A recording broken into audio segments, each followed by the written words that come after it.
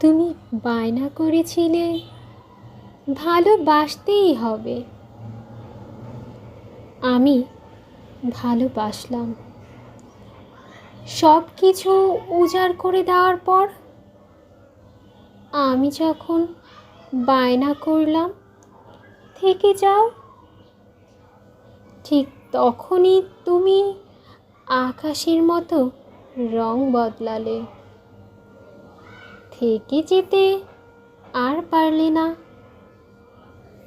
কোনো কিছু না ভেবেই অমনি তুমি চলে গেলে চোখের সীমানা ছাড়িয়ে। একবার পিছু ফিরেও দেখলে না। আমার হাসি, আমার কান্না, সব কিছুই যে তোমায় ঘিরেছিল। সেই তুমি চলে গেলে আমি কেমন করে থাকব?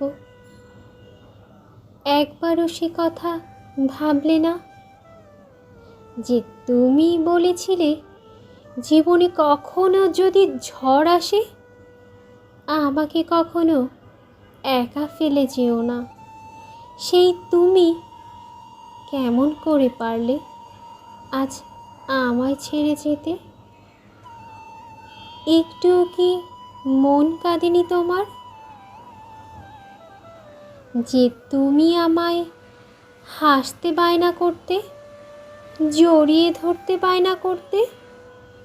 সেই তুমি আজ কেমন করে তোমার হাত ধরে রাখার অধিকারটাও কেড়ে নিলে?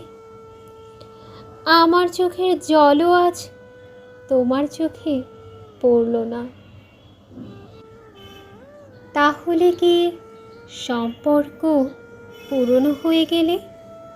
সহস্র আবেগ অনুভূতিতে মিশে থাকা ভালোবাসা এভাবেই দীর্ঘশ্বাস হয়ে যায়? নাকি তোমার মতো মুখোশধারী ভালোবাসার মানুষ বায়না করে ভালোবাসা পাবার পর আয়না হয়ে যায়? কলমে শাহরিয়ার শরীফ এবং এতক্ষণ আপনাদের সাথে ছিলাম আমি, অথৈ মন। ভিডিওর শেষ পর্যন্ত অসমাপ্ত কাব্যের সাথে থাকার জন্য আপনাদের সকলকে অসংখ্য ধন্যবাদ। সুস্থ থাকুন, নিরাপদে থাকুন এবং ভালোবাসার মানুষকে নিয়ে সুখে থাকুন। আজকের মতো এখানেই বিদায় নিচ্ছি। আল্লাহ হাফেজ।